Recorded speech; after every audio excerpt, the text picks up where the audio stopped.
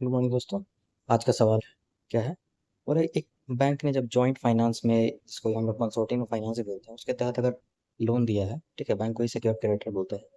तो उसमें जो है उन्हें क्या है, जो थ्रेशोल्ड रिक्वायर्ड होना चाहिए अगर वो पोजीशन लेना चाहता है, मतलब एक से अधिक, दो तीन चार पाँच बैंक मिल के किसी पार्टी को लोन दे रहा है, तो सरफेसी एक्ट के तहत जो है क्या कंडीशन सेटिस्फाई होना चाहिए कि कोई एक पोजीशन ले या रिकवरी प्रोसेस लेता है, पोजीशन ले सकता है।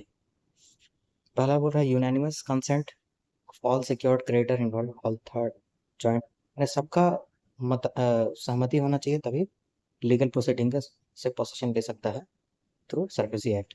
भी बोल रहा है कि agreement by secured creditor representing not less than 60% in value of outstanding dues, ठीक है, ये वाला क्या बोल रहा हूँ, agreement by secured creditor representing not less than 60% of the value of the outstanding dues on the record date.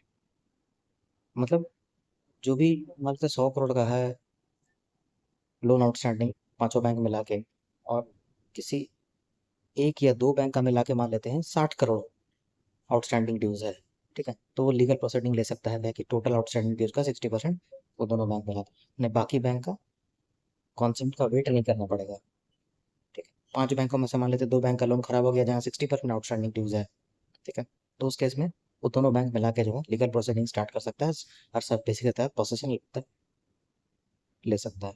ठीक है, दूसरा नंबर क्वेश्चन बोलता है कि अपन successful sale of secured asset में जो प्रॉपर्टी मॉर्गेज होता है बैंक में सिक्योर्ड क्रेडिटर के पास, ठीक है, जब उसको बेचता है तो उसका अप्रोप्रिएशन कैसे करेगा, रियलाइजेशन सेल प्रोसीड्स जो आएगा उसका अप्रोप्रिएशन कैसे करेगा। पहला ऑप्शन बोल रहा है कि firstly towards dues to secured creditor, पहले सिक्योर्ड क्रेडिटर के पास जाएगा, फिर दूसरा बार गवर्नमेंट के पास जाएगा, और तीसरा है टुवर्ड्स कॉस्ट ऑफ प्रिजर्वेशन जाएगा।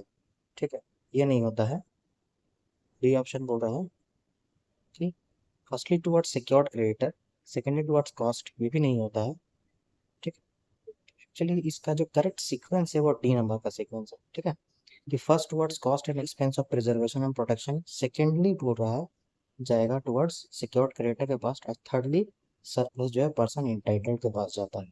ठीक है, ये करेक्ट ऑर्डर होता है। तो इस क्वेश्चन का जो करेक्ट आंसर है कि प्रॉपर्टी बेचने के बाद जो सेल प्रोसीड्स मिलेगा उसको किस ऑर्डर में एडजस्ट किया जाता है, अप्रोप्रिएशन किया जाता है, first towards cost, second towards secured creditor, और third towards surplus of person entitled. I hope आपको क्वेश्चंस अच्छा लगा।